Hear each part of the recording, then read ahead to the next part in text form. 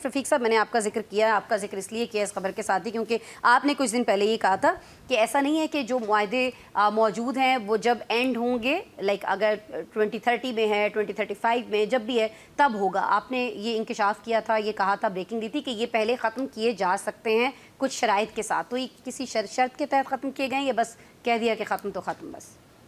دیکھیں آسمہ، معاملہ یہ نہیں ہے، معاملہ یہ ہے کہ جس وقت آئی پی پیز کے ایشو کو لے کے ڈیبیٹ شروع ہوئی تو اس پہ سیریس ڈیبیٹ جو شروع ہوئی وہ تحریک انصاف کی حکومت میں ہوئی.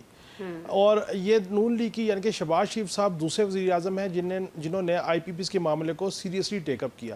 اور جس وقت پرائس نیگوشیٹ ہوا وہ تحریک انصاف کی حکومت میں ہوا، اور حماد رضا صاحب اس وقت وفاقی وزیر تھے جنہوں نے آئی پی پیز کے ساتھ پرائس کو جو سا وہ فکسیشن میں لے کے گئے. اب معاملہ یہ تھا کہ آئی پی پیز کو آپ پیسے دے رہے ہیں، کیپیسٹی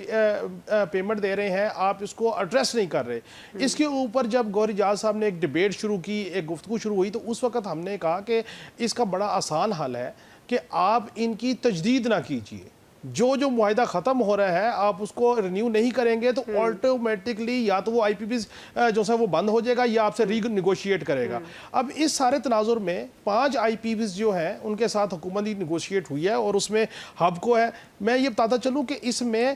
پاور پلانٹس نے بھی نرمی دکھائی ہے اور حکومت نے بھی ذرا اسٹرانگ سٹیپ لیا. اس کی وجہ یہ تھی کہ ہب کو جو ہے اس کی جو معاہدہ ہے وہ 2027 میں ختم ہو رہا تھا، لال پیر کا بھی 2027 میں ختم ہو رہا ہے، سبا پاور 2029 میں ختم ہو رہا ہے، روش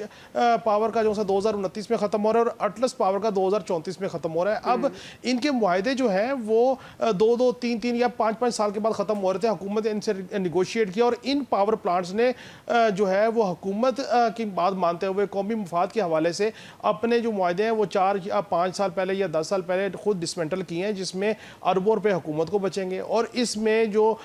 کاوش، اصل میں جو کاوش ہوئی ہے وہ اس میں ایس آئی ایف سی کا پلیٹ فارم ہے